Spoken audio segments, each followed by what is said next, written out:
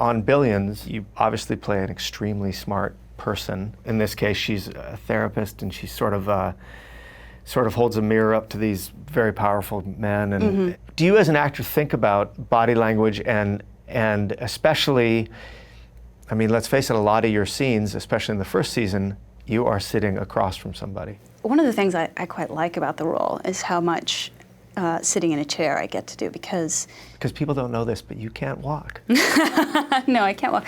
I mean, it's a particular kind of constraint, and I find that usually any kind of constraint as an actor ends up being helpful. So, you know, there's how you sit and everything else, but just planting, just like having to plant and listen and be as present as you can possibly be, which is the job of a therapist, is actually really satisfying as an actor, to just like be still and take somebody in as fully and as wholly as you can, and then be targeted about how you challenge a person. It's like very surgical, and it's a great challenge, but it's also really pleasurable. I wonder if, you know, if the times you've done therapy in your life, or if you've done it while you've had this role, if you have sort of an eye on that process for them. It's funny because the therapist who I feel has helped me the most in my life is like, couldn't be a more different therapist than Wendy Rhoades. Oh, really? Oh, yeah.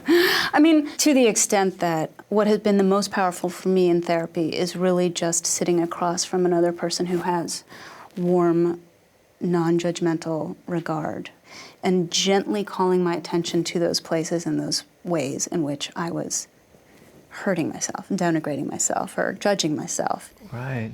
And I think Wendy does that. I mean, I think she has positive, warm regard for the people who are sitting across from her, and presence. You know, I believe that quality of attention is the most powerful thing. I actually do believe that in therapy, the most powerful thing is somebody who is just paying deep and very close attention.